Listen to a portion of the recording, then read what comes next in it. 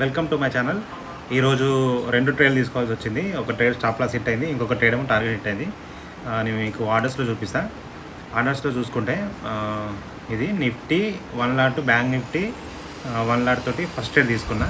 So అది stop loss hit అయింది. తర్వాత నిఫ్టీలో బ్యాంక్ నిఫ్టీలో సెకండ్ ట్రేడ్ బ్యాంక్ నిఫ్టీలోనే 2 లాట్స్ ప్లాన్ చేసిన, టార్గెట్ హిట్ అయింది.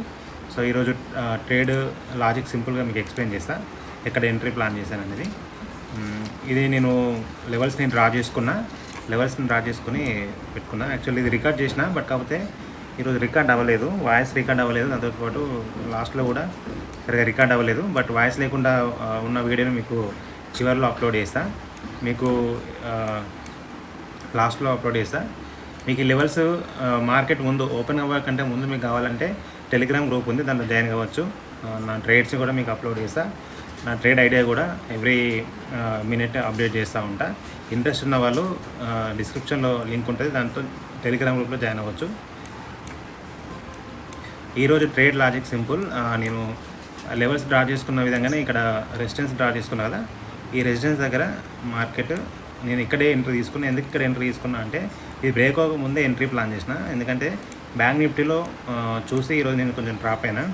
ఎప్పుడైతే ఈ లెవెల్ మార్కెట్ ఇక్కడ ఓపెన్ అయ్యి కిందికి వచ్చిన తర్వాత ఈ రిజెక్షన్తో పాటు next candle strong candle bank నిఫ్టీలో ఫామ్ అయింది. దాంతోపాటు ఎస్టర్డే ఉన్నటువంటి రెసిస్టెన్స్ని బ్రేక్ చేసింది. ఇక్కడ రెసిస్టెన్స్ని బ్రేక్ చేసి పైన క్లోజ్ అయింది, స్ట్రాంగ్ క్యాండిల్ క్లోజ్ అయింది. సో ఈ క్యాండిల్ చూసి బ్యాంక్ నిఫ్టీ పైకి వెళ్తే నిఫ్టీ కూడా ఈ లెవెల్ని బ్రేక్ చేసుకొని ఈజీగా పైకి వెళ్తుందని అనుకొని ఒక లాట్ నిఫ్టీలో, ఒక లాట్ బ్యాంక్ నిఫ్టీలో ప్లాన్ చేసిన.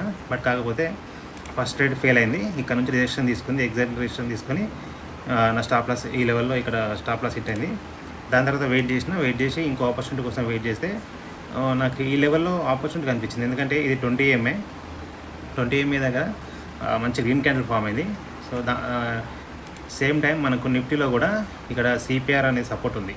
సో ఈ రెండింటి కాంబినేషన్లో నాకు ఇక్కడ గుడ్ ఆపర్చునిటీ లాగా కనబడ్డది. సో ఇక్కడ ఎంట్రీ ప్లాన్ చేసిన. అయితే ఎంట్రీ ఇక్కడ ఓన్లీ బ్యాంక్ నిఫ్టీలోనే తీసుకున్నా. బ్యాంక్ నిఫ్టీలో ఒక్కొక్క లాట్ కాకుండా so direct bank Nifty 2 lot తీసుకున్నా. ఇక్కడ ఎంట్రీ ప్లాన్ చేసిన, స్టాప్ లాస్ కింద పెట్టుకున్నా. సో టార్గెట్ ఈజీగా 1:2 వచ్చింది. సో ఓవరాల్ ప్రాఫిట్ వచ్చేసి ఈరోజు 3000. ఫస్ట్ 3000 లాస్ వచ్చింది, తర్వాత 6000 ప్రాఫిట్ వచ్చింది. ఓవరాల్గా 3000 ప్రాఫిట్ వచ్చింది. మీకు అప్డేట్స్ కావాలంటే టెలిగ్రామ్ గ్రూప్ ఉంది, దానిలో జాయిన్ అవ్వండి.